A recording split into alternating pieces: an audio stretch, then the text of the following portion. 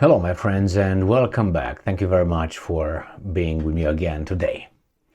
We have this situation here, and we will change it as soon as possible. But as of now, this is how I'm going to roll. So, we got an article from Russia Today claiming that a Ukrainian pilot defected, took an aircraft and landed in Russia.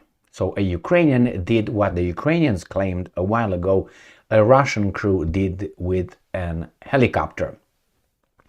The Ukrainians say that, hey, that's not true, but we have some past events in the 1960s, if I remember correctly, when a U-2 Russian-American spy plane was shot down over Soviet Union. And then the Americans said, no, and the Russians showed the guy on the TV. So let's read this little article coming from Russia Today. Ukrainian military pilot defects to Russia, media says. The pilot is already on Russian territory and is being interviewed by the security services, the TASS news agency says. A military pilot from the armed forces of Ukraine has defected to Russia. TASS reported on Saturday, citing a person who allegedly organized the pilot's flight over the front lines. The Ukrainian in question is an active duty serviceman who held the rank of senior officer with Kiev forces, a Russian telegram channel following the situation has claimed. And I'm quoting, the Ukrainian armed forces pilot is currently in Russia and is being interviewed by the Federal Security Service, end quote. A Russian military strike helicopter pilot identified by TASS as Alexei Voyevoda told the agency. Russians were reportedly behind the operation. So Voyevoda declined to reveal any details about the operation, adding that he could not share them now. Some Russian telegram channels have claimed that an interview with the Ukrainian pilot might be published soon. His identity and rank remain unclear. According to Voyevoda, the Ukrainian pilot was a flight commander in Ukraine.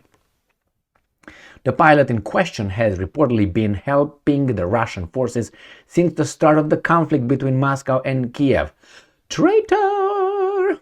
According to a claim by the Deputy Information Minister of the Donetsk People's Republic, Daniil Beznosov. Obviously, that is done, not because it is true, but because they want these guys in the Ukrainian military to become paranoid, suspicious on each and every, so create panic. That's why they said that.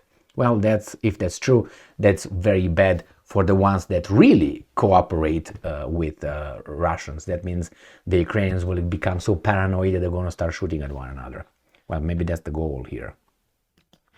And I'm quoting, the Ukrainian pilot had come down to our side from the very beginning of the special military operation and was helping us with information and in other ways, the official wrote in a telegram post. The development comes amid the largely stalled pop, trapalap, boop, boop, boop. Okay, now we have these guys who somehow, from Ukraine form, are angry about it. So Russia spreading fake news about Ukrainian pilot defecting to occupiers' side, Yusov said. So what if it happened? Do you think it's impossible?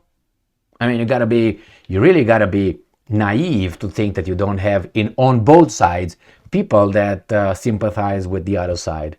In Russia's side, you have people who are on the Ukraine side, and on the Ukraine side, there are people who are with the Russians. I mean, that's always like this, and it's always going to be, unless you are be able to destroy each and every one, but I don't think that's possible. So, I don't know, these guys are so, it's impossible, it's misinformation, can't be possible. It's possible, it's probable. I would give it 98%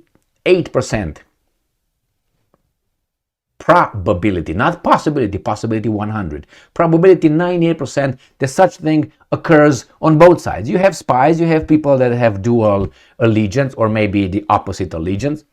Well, why is this guy acting so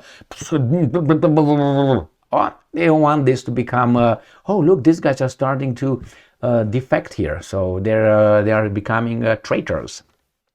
That's probably the reason. Russian media reports that an allegedly active pilot of the Ukrainian armed forces defected and flew to the Russian side are fake.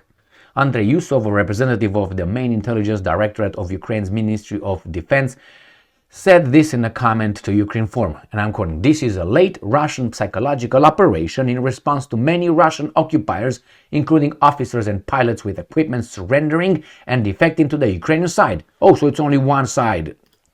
Now, how crazy can you be, how paranoid can you be to think that first, you are on the right side and everybody on the other side want to come on your side. And people from the right side can be, I don't know, somehow out of their mind to become bad guys and go to the bad side. Really? If that would be the case, we would not have spies. There would be nobody spying for Russians in the United States of America, and vice versa. This is garbage. This is a kid. This is infantile, but no surprise here. By the way, if it's about misinformation, disinformation, the Ukrainians did it a few times with Russian missiles, remember? Supposedly hitting Romania, flying through Romania, hitting Poland. These are stories coming from the Ukrainians as well. So let's go to this situation, if you remember it. The 1960 U-2 incident. So on May 1st, 1960, a United States U-2 spy plane was shot down by the Soviet Air Defense Forces while conducting photographic aerial reconnaissance deep inside Soviet territory. Let me give you the word. Spying. It was photographic aerial reconnaissance. Spying, that's the word. Save me 50 euphemisms to use the right word term. The single-seat aircraft flown by American pilot Francis Gary Powers had taken off from Peshawar, Pakistan, and crashed near Papapap after being hit by an S-75 Dvina guideline surface-to-air missile. Powers parachuted to the ground safely and was captured. So this is the guy right here. This is the guy who was captured. He looks like a big head. Well, anyway, we're going to show you the picture when he was captured, because what the Russians did, there he is. This is when he was captured, and then he was interviewed and so on. So what I remember happened, it was, I think it was JFK supposed to meet Nikita Khrushchev again, and the Russians said, "Hey, we did it. We shot down your U-2." And the Americans said, "Nah, no, I don't know. Maybe just crashed. And even if they shot it down, no, we're gonna deny it because there's no survivors." So they denied, and then the Soviets allowed the Americans to get deeper into doo-doo, if you remember. And then after the Americans denied categorically, came on from. They lied, obviously. What are they supposed to do? Yes, it was us. Yeah, why not, actually? But they're the good guys that don't spy. Only the other side, the bad people, spy. So then the Soviets interviewed a guy on camera and broadcast it around the world. They said, "This is the guy right here. Telling me your name, your rank, what were you doing, your mission, blah, blah, blah, blah, blah." And then Khrushchev told JFK, we're not going to meet. You're a batch. So, yeah, then the Americans were caught with the pants down. The Americans should have said, "Yeah, man, we did." Because the only reason why the Americans were kind of certain that didn't happen, was not shot down, and the guy they hoped did not ejected, was that the Russians were incapable of flying to that altitude with their technology and shoot them. But the Russians, in the meantime, they got that technology, and let me see here what they say. Surface to air. And the Russians got the technology and they shot it down. That's why the Americans were like, maybe it was an accident, something. Well, no, they couldn't shoot it down. They did. So the same thing here. The Ukrainians again are going to be yapping around, blah, blah, blah, blah, blah. And then the Russians this time are going to be waiting. And after a few days after the Ukrainians, what's that? It's a saying. an expression that when I look around me and I see these guys, these stupid people or something, I get courageous or something like that. No, that's the same here. The Ukrainians will become more courageous in saying outrageous stuff. No, it was not. They're lying. So they're going to say until they're going to reach a pinnacle.